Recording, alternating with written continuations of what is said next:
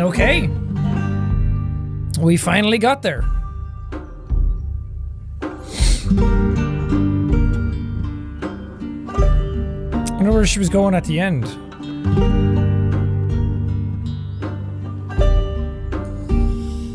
Okay, well, we finally did it. It felt like it was coming forever and ever and ever. The last, 4 or 5 episodes felt like the end was coming right around the corner, and it just never did.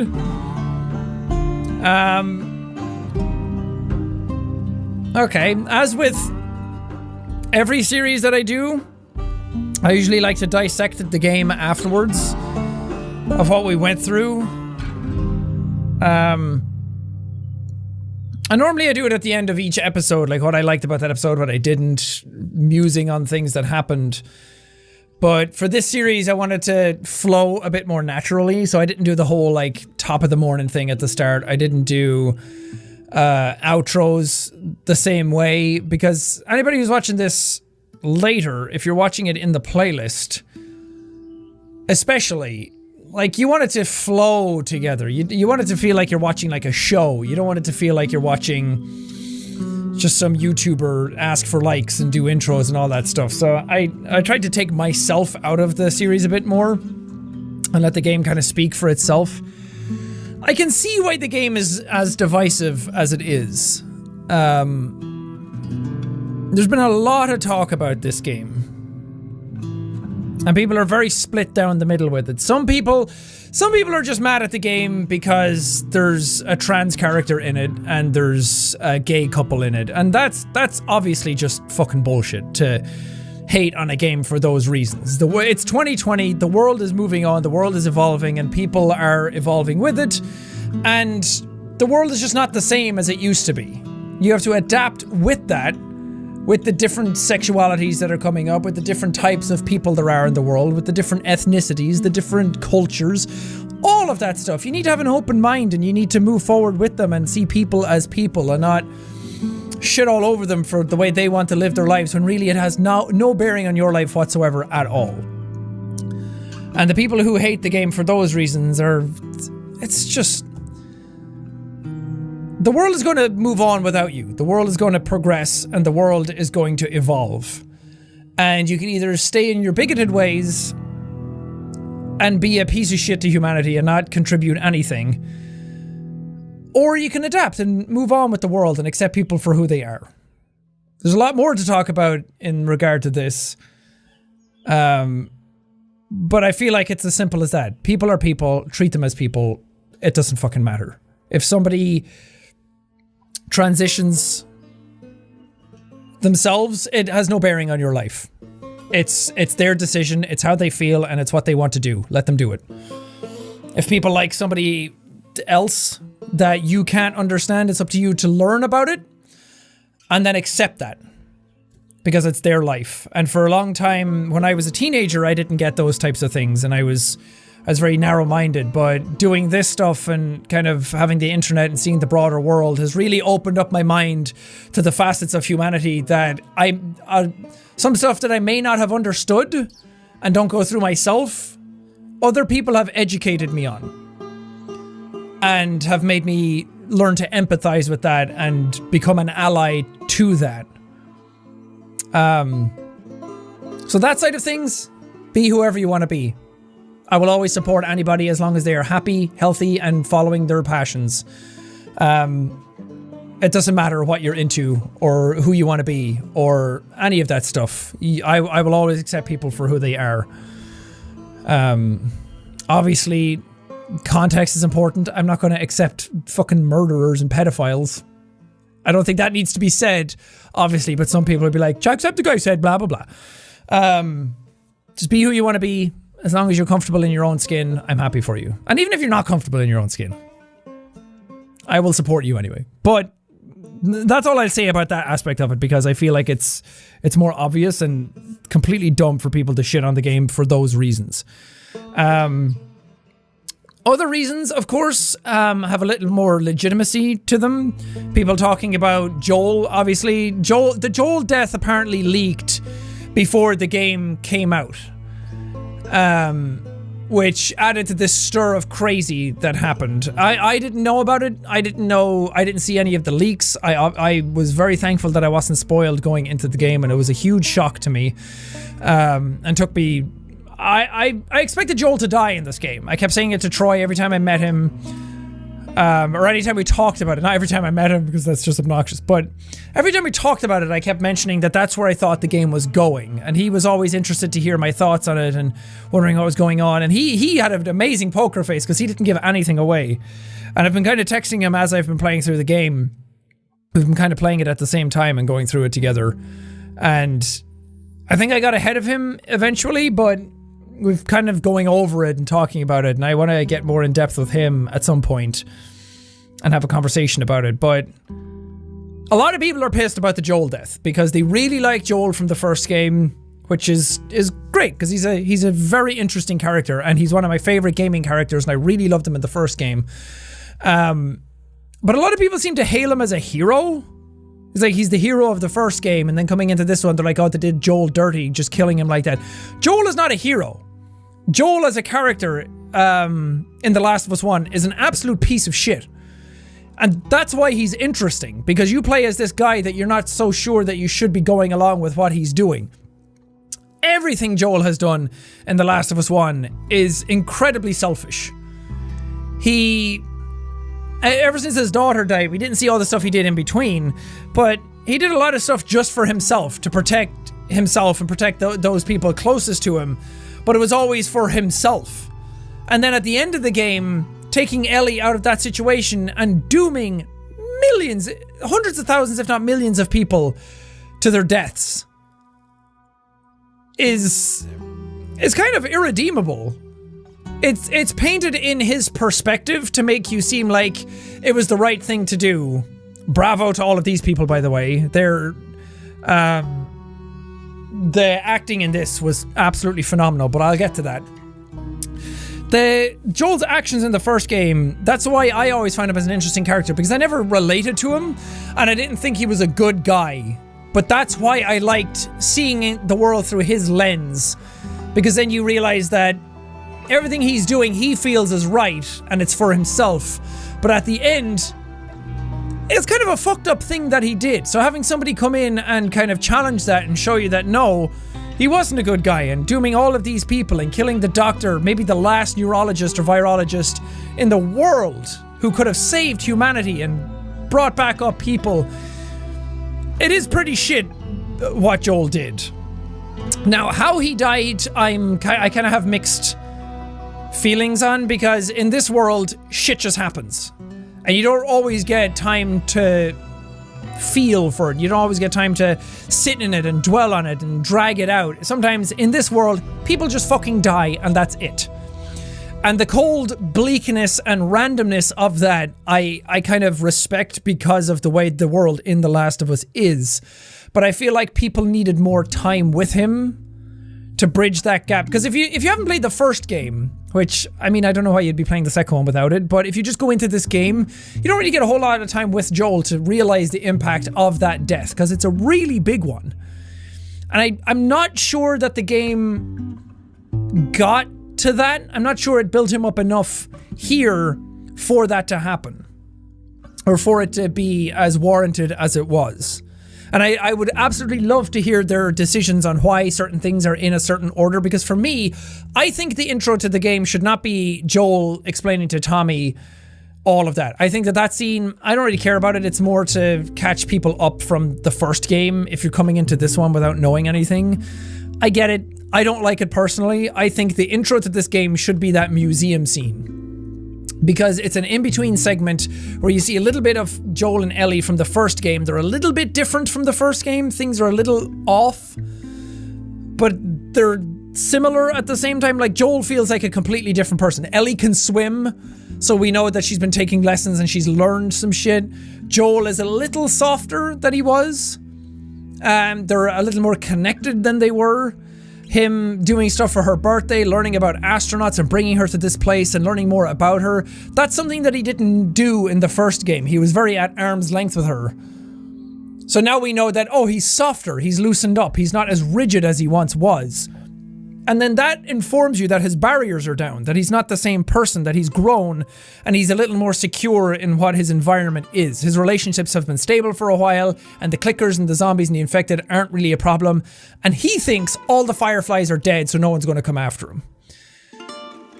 So then if he dies after that, I feel like it should be that space scene, her closing her eyes, counting down 10, 9, 8, and then when you get to 1, her eyes, she wakes up, match cut to her in her bed.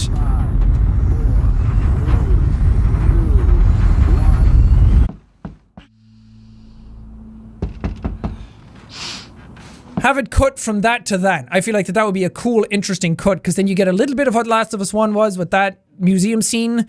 You can use the museum section to kind of tutorialize the player on what certain buttons do. But you get that lovely, sweet moment with him. And then cut to waking up. And then, or even cut to Abby waking up at that time. And interact with it then, from then on in that same way. Is that Ashley? Wayfaring stranger. Yeah, it's the person who does Ellie's voice and mocap, Ashley Johnson. But I feel like for me that would have worked better, because then when Joel dies, it's a really big moment then. Like, it fucking swells massively in that section for that. And I would love to know why they moved certain things around, because I think all the elements are there. All of the sections that are in this game, I feel like, are good. I just feel like their order are a little off, because all the Ellie stuff leading up, I fucking loved. I thought that was amazing. When we got to that section with the Seraphites in the park, and you finally hear all that whistling, and it scares you, and you get that arrow in the shoulder, and you're crawling around in the park, that was when the game really started to shine for me. Or the section even before that, when you get to Jesse again, and you're crawling around, you have this big open environment, and you're playing cat and mouse with all these characters, and the dogs and everything. Oh, fucking perfect. Pitch perfect gameplay and narrative. That was where the game was strongest, and then you were rocketing up and you were getting closer to Abby, and you got to the fucking aquarium and you killed people, and everything felt like it was coming to a head, and then it just slaps you down and just stops the game dead. And part of me really respects it and really admires the tenacity to go for that type of narrative, and this is the vision they wanted. This is the game they wanted. The game that's here and the production that's gone into it is nothing short of fucking legendary. It's some of the best made video game elements I've ever seen put to disc or digital, whatever. But that, you're going to lose so many people at that moment. And again, I would love to know why they, in their own words, wanted to do that. And after a while, I started to get it, because my problem with it was that when it slaps you down, I had all this adrenaline built up and all this momentum built up, and I felt like I was coming back to Ellie sooner, but it never happened. And I kept being stuck in this Abby scenario where, because I thought I was going back, if I knew that that was going to happen, I wouldn't have minded as much. But the fact that I didn't know when I was coming back to Ellie and I had all this adrenaline and energy ready to go back into that, and it was going nowhere, I wasn't paying attention to the Abby stuff as much as I should have been. It was just like, yeah, oh, Troy. It was just like, yeah, get back to Ellie. Come on, we're there.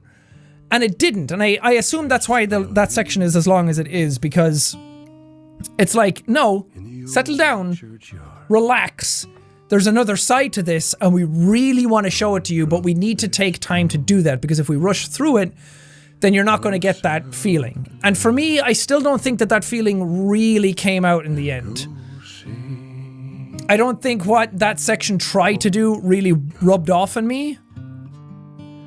Because it's supposed to be like, there's two sides to every story. And while you think Abby is this brutal monster that came in and killed this character that you absolutely love in cold blood, then it cuts away and it's like, well, here's why.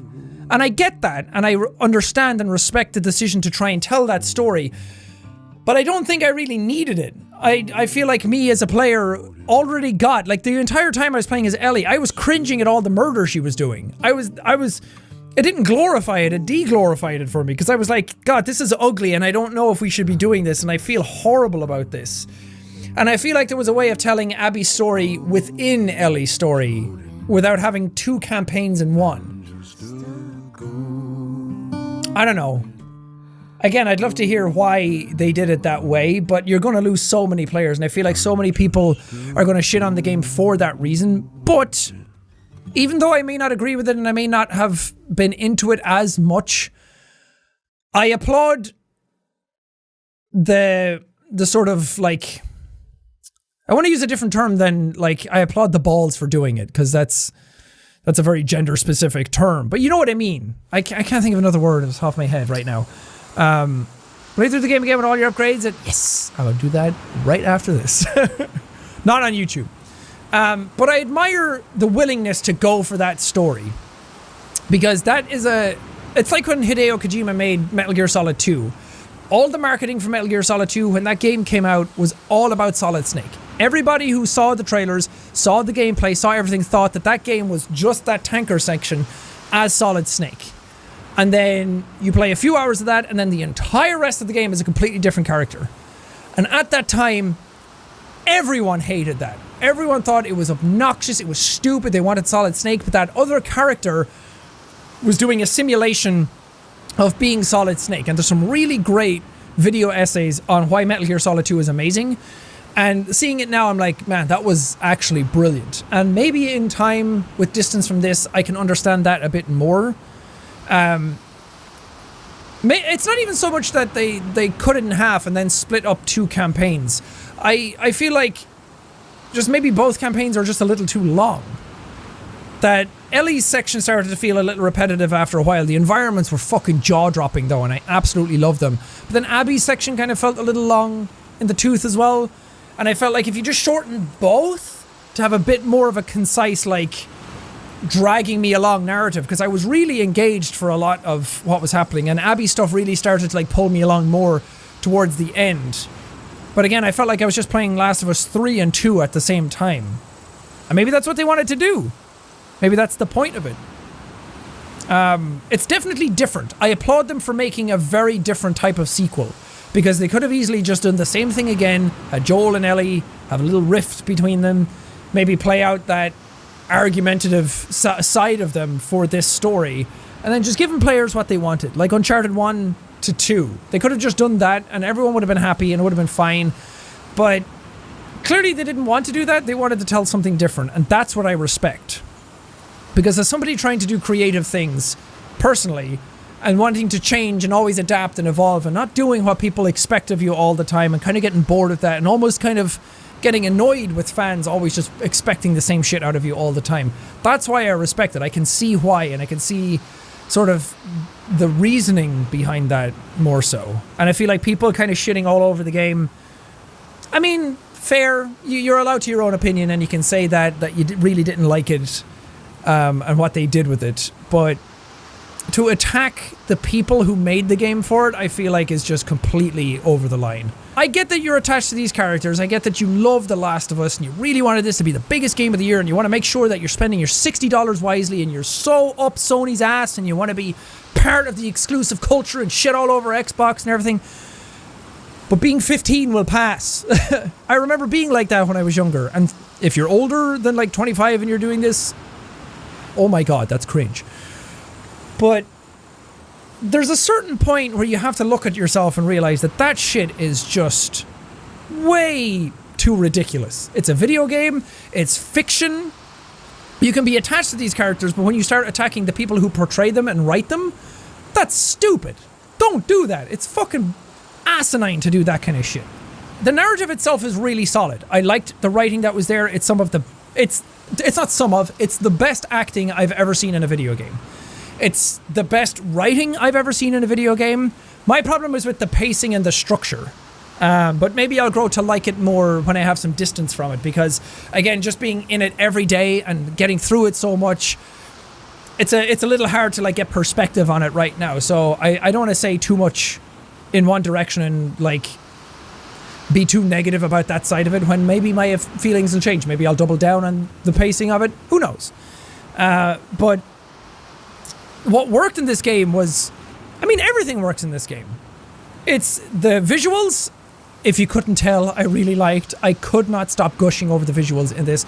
I think this is the best looking video game I've ever played. Some games I've played have great visuals in some areas, and then they get really inconsistent. Like Final Fantasy VII Remake is a good example. Came out this year. The opening couple of hours are phenomenal. The rest, really inconsistent, really choppy, really all over the place. This game was consistently amazing looking, and the details were there the entire time. Some games front load all of their amazing things, and then later in the game, it all kind of falls apart because they're rushing to finish off certain sections of it. But this game was top-notch visually the entire way through. Even towards the end in Abby's section where we were in the Seraphites Island was fucking jaw-dropping. The lighting is the best I've ever seen. The only thing that comes close to this is Battlefield 5, cranked to the max on a PC. On a modern-day PC, ray tracing and all, Battlefield 5 will blow your mind when you're in it and you see it running. But it's a very confined experience. It's a multiplayer map designed to be the same every time. But some of the stuff in that is the only stuff that I can see that would rival this. This fucking knocked my socks off. I'd never say that term. But there was just moments where I was literally like stopping. I was like, shit, I'm doing a Let's Play. I have to like move on, but I really want to just stop and stare at this. And my hat is off, because I talked about all the tiny details as well. It's one to get the lighting in a scene right and get like the foliage and everything, but there was all these really small details that you really don't have to do that most people will not realize.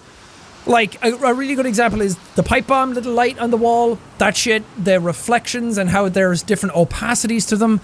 But a really great one for me was the dilution of the blood in that puddle when I saw it. And it being like a thick viscous liquid outside of that, and then in the water it diluted.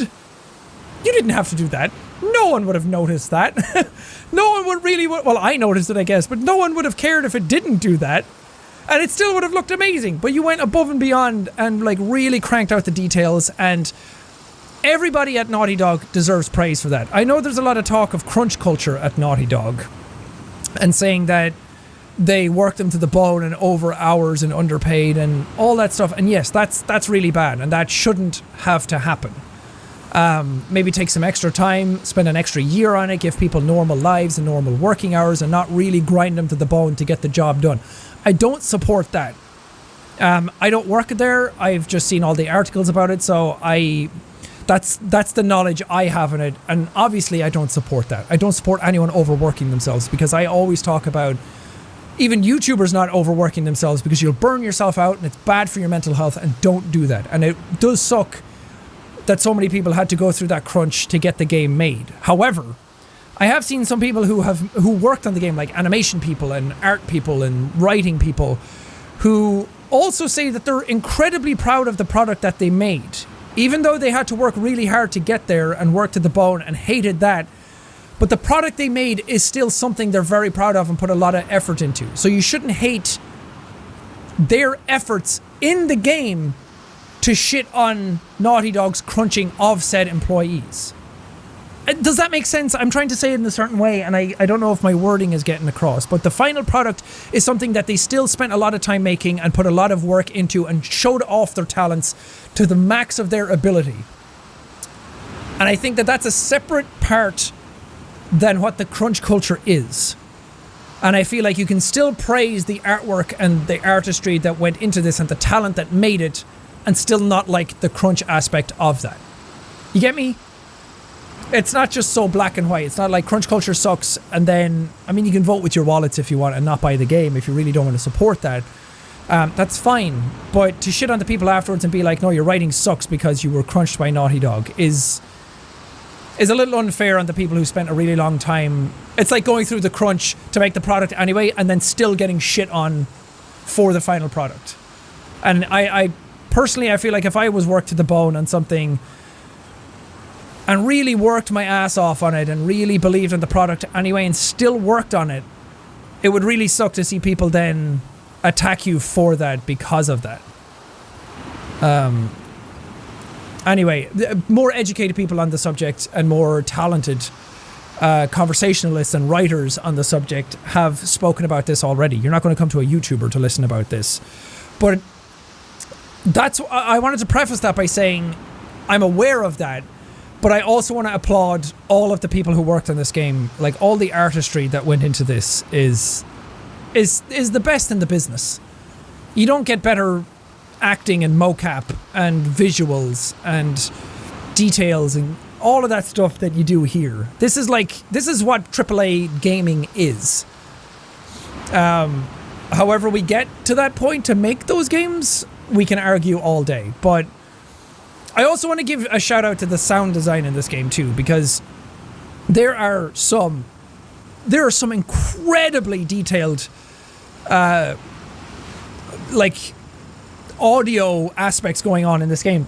It's one thing to get really good clean audio and really make it sound pleasing to the ear, but it's another thing entirely to mix that in and localize the sounds in like a stereoscopic image. Because having like the clicker sound and everything, those are really high detailed, high fidelity sounds that are fucking amazing and on their own are just jaw dropping to listen to. And as someone who loves audio and has studied audio, I know how hard that is to do, but to hear like rushing water in a room next door to you and then to get closer to it and further away from it and listen to how it blends and transitions and how there was no time in this game that I ever thought an enemy was somewhere they weren't. Maybe when they were like right on top of me because I'm listening to in stereo, which is just around here, but I would love to hear the 3D audio of like the PS5 and the virtual surround sound in Sony's own headsets, because apparently you can hear above and below. That's what Dolby Atmos does in like cinemas, because you have ceiling speakers. Obviously with just a pair of left and right, you can't do that. But every time I was always like going into listen mode and I heard somebody in the distance and I was like, oh, they're over there. It was perfect, pitch perfect. I knew where all the enemies were almost all the time, apart from the ones that made no noise, like the stalkers creeping up on me, or a character being a little quiet in the middle of a gunfight. But the audio in this game is some of the best I've ever heard as well. Again, the only developer team that I say would rival it is DICE, who make Battlefield, because their audio is just nuts as well. But I can't believe how crazy the audio design in this game is. I highly recommend you go follow the audio engineers who worked on it, because I've been following them for a couple of days now, and they've talked about how they made certain sounds and morphed like made up noises with actual people to make clickers and runners and shit. It's fascinating to listen to. I would love a whole documentary on how this game was made, because I love this shit. The acting and the mocap and the deliveries are fucking absolutely award worthy. They were unreal. Ashley Johnson did such a fucking amazing job as Ellie. Whether you like the writing and where the character went and whatnot, I'm not talking about that. I'm just talking about her delivery of what she was doing was insane. And she's gotten so good and so amazing at it. And I really felt for her, and some of the facial expressions she was doing was so realistic.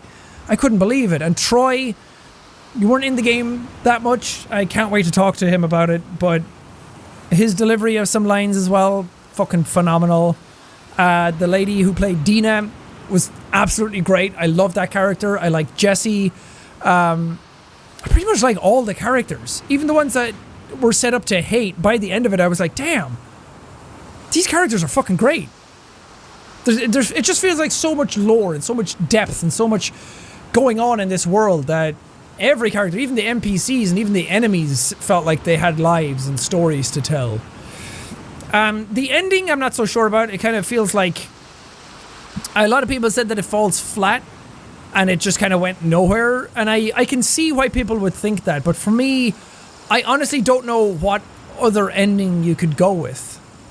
The theory that I thought was going to happen, because as we played with Abby, I said that I had an idea of what was going to happen. I was going to wait to see if it came true. But I thought midway through the game, Abby would just kill Ellie, and then you would play the rest of the game as Abby. That would have been insane. And I almost kind of wish they went for that, because that would have been like, oh shit, okay, we're doing this. Because then it wouldn't have had that aspect of like, am I coming back to Ellie? I don't know. And then it falls into that aspect of don't follow revenge completely, because sometimes you don't want to see where it ends. And having her just die out of nowhere would have been insane as well, just like Joel in the beginning. People would have absolutely fucking hated the game then, no question about it. But I don't know, I like shaking things up. I like weird narratives, and I like stuff kind of not being tied up in a nice neat little bow. a lot, so that would have been like, holy shit, okay. But the ending itself, I'm fine with. Dina leaving makes a lot of sense. I just feel like I don't like that we came back, she had the baby, we're living a life, and then we go back after Abby again. I feel like that was like, oh my god, okay, is it over? It felt like we kind of went through that loop again, and going after revenge again, and doing the same thing again. I feel like just chase her down at the end of that section where we were at the theater and kind of then have that fight and choke her out and then be like, no, leave, whatever. I feel like that would have been fine. I don't like that we came back and then went again. But yeah, going after revenge, terrible idea. Seeing that there's more to this, there's more to people than just this one-sidedness, like, you're a monster, you killed my friend sort of stuff.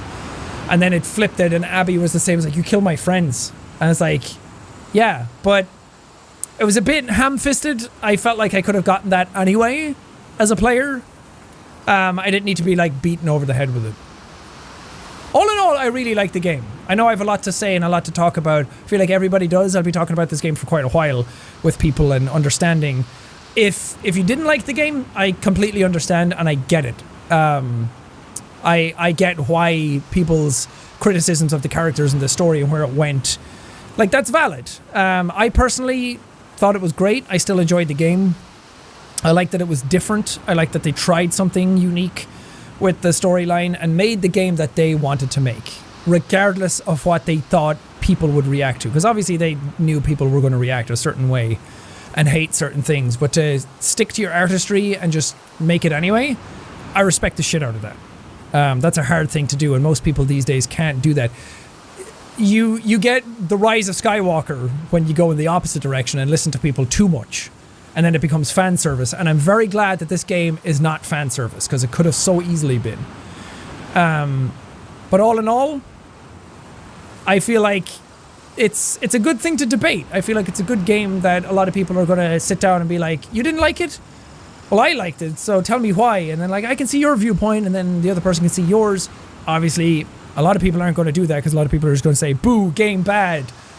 Give me back my money. Cancel Naughty Dog. And all that shit, but hopefully people have some decent debates about it. I know I certainly will. But that was The Last of Us 2. We waited 7 years for a sequel. Is it as good as the first one?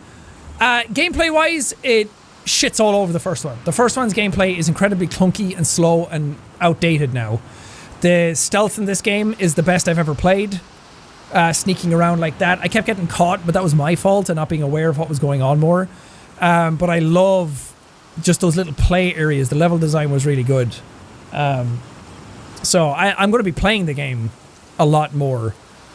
But I think story-wise, I still like the first one more, because I liked Joel as a character, and I liked that dynamic, and I liked where the thing was going, and I liked all the little pockets of adventures they were going through. Like, spring was very different than the winter, and it felt like a longer journey. This one is a lot more focused and funneled. It just kind of flopped back and forth a lot, which kind of, like, it gets a little dizzying at times. But I still think I like the first game more, but that does not mean that this is a bad game. This is still really, really good. So yeah, let me know what you guys thought in the comments. By the time I finish this, I haven't uploaded the episodes where we're playing as Abby completely. So it'd be interesting to see what people's thoughts are. And I'm glad I just played through the whole game, because it would be easy to just start it, and then if people stop liking it, to just be like, oh, I'm not going to upload it then because people don't like it. No, it's fine. Like, talk about it. Have some discourse over it if you want to. Like, get involved and start chatting to each other and why you liked it and why you didn't like it. That's interesting. That's what art does. It should evoke stuff from you. You shouldn't like everything all the time. That's boring. That's not what life is about. So I'm very curious to see what people think in the comments. Who would be my favorite character? I don't know. I liked Owen a lot. Owen just seemed to be like this dude who wanted to do the right thing and kind of got caught up in everything else and paid the ultimate price for it. And I just feel so sorry for him. It's so bad. I liked Lev a lot as well. I like that they sort of tackle these issues having like a trans character in there and going through it and what that means, especially in a world like this where it's so harsh. And I saw that the person who played the Lev character was a trans person as well, and that's cool. That's cool representation. And it was a very interesting character to see the hardships that they were going through at such a young age and how that affects somebody. And I almost wish we had more of that. I wish we had more of Lev in the game. I kind of wish that Abby stuff started off with Lev and Yara a bit earlier, and that was the whole cycle of it. I didn't really care about the wolves and stuff. I feel like we could have taken that section where Abby met them and put it way earlier, and that was the entire Abby campaign. I would have loved that a whole lot more. It's the start of the Abby campaign that I didn't really connect with too much. But then once it started to get going and she met Lev and Yara, then I really got invested in that. So Lev was a cool character as well. And that section descending that skyscraper was fucking awesome. Yeah,